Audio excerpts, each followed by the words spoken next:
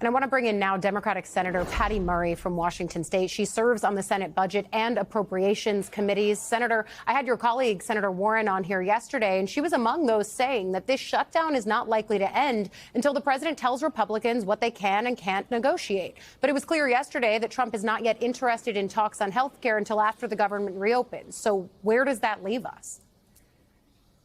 Well, it leaves us with a president who's turning a very callous and horrible ear to people across this country. I opened up the newspaper from my hometown, Seattle, Washington, this morning, their newspaper, headline of a couple who just looked at their ACA exchange today where it opened, and their insurance is going from $1,100 a month to $2,100 a month. This is real. Millions of families are going to be doing this over the next several weeks, and they are looking to Congress to extend those tax credits so they can take care of their families' health. And for the president not to know this or to not be disinterested in it shows that he's more focused on sending money to Argentina and building this huge new ballroom in the White House. That doesn't fly with the American public. I think Americans are looking at Washington right now. Like, is there any hope for these guys to work together? What would you tell those people looking at Washington, seeing this stalemate that nobody's moving? And is there any reason for them to hope for bipartisanship to prevail here? Allie, I think one of the things that frustrates me, and I've been here a long time, I've worked on a lot of bipartisan deals. I have worked with Republicans and Democrats to find solutions to tough problems. The challenge now is Republicans are simply saying, I can't work with you because the president will turn around and tweet at me and it won't work. So they're waiting for the president to take action. And this country is. And so are people across the country. So he needs to wake up and have his advisors do better than just tell him, build that ballroom and you'll be fine. That's not going to fly.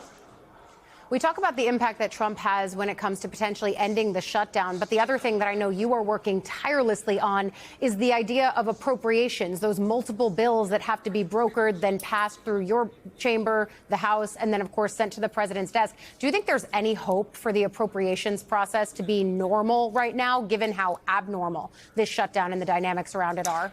Yeah. I honestly, nothing is normal here in Congress right now.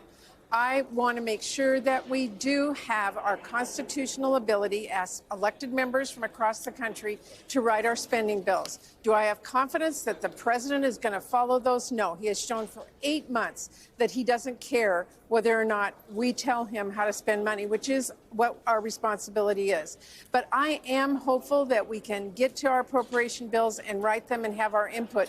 It will take Republican members of Congress to turn to the president and say, do not undo this with some sequestration or some other way of spending money that is not legal for us to have that trust again. So I'm calling on my Republican counterparts. Tell the president, you stand by your own constituents in your state and your own responsibilities, and don't keep doing this to us and the country. You know, the longer this shutdown goes, the worse the impact actually gets. We're talking more missed paychecks, more people looking for lifelines like food banks. Those are already seeing increased demand, but it's likely to just get worse in the coming weeks because the Agriculture Secretary actually warned states in a letter recently, according to the New York Times, that the Supplemental Nutrition Assistance Program, or SNAP, is likely to run out of money in about 2 weeks. I mean, you've talked about what that program meant to you and your family as a kid. What do you say to people that are feeling this pain now and knowing it might get worse? Yeah. Allie, I am so worried about people who are not getting paid. I'm worried about the SNAP benefits. I'm worried about the fact that this administration said we're going to fire everybody who helps our students with disabilities or makes sure that we deal with the fentanyl crisis, or fires thousands of people at the CDC who are making sure that you are protected when you buy something at the grocery store. It is an unprecedented time. And we are working extremely hard here in the United States Senate as Democrats to tell our Republican colleagues and this president, work with us, come to the table. I have never in my entire career seen a president who won't even talk or work with Democrats in order to get something solved. That is unprecedented.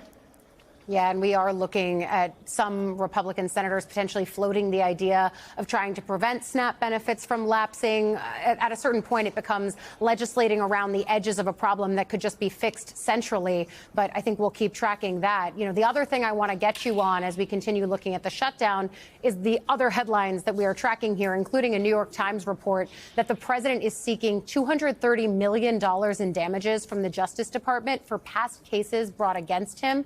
What questions do you have about that? And is there anything that the Senate can do? I know that the majority runs the place. That's kind of how Congress works.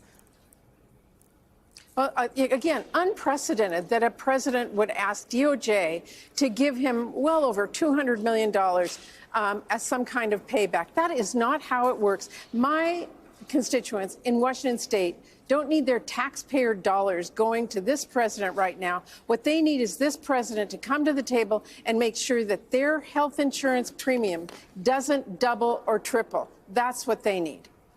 That's what they need. And yet, in other administration news, we've also heard Paul Ingrassia, who's the president's pick for a top government watchdog position, withdrew his nomination yesterday. It came after he allegedly sent text messages that he had, in his words, a Nazi streak, among other racist and anti-Semitic remarks. What was your reaction to the fact that that was pulled? There have been multiple controversial nominees put before the Senate, but it seems there was a line drawn here, probably rightly so.